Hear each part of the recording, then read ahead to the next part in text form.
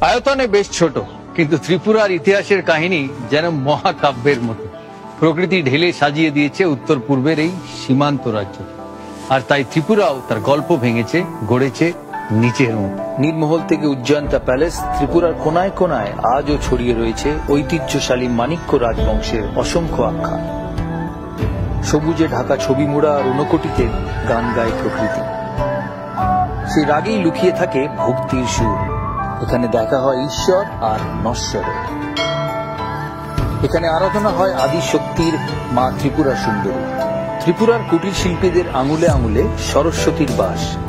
সেই কলা তারা ফুটিয়ে তোলে সূক্ষ্ম কারুকাজে।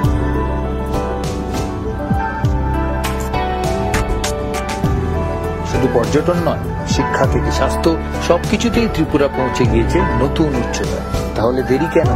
কবে আসছেন ত্রিপুরা?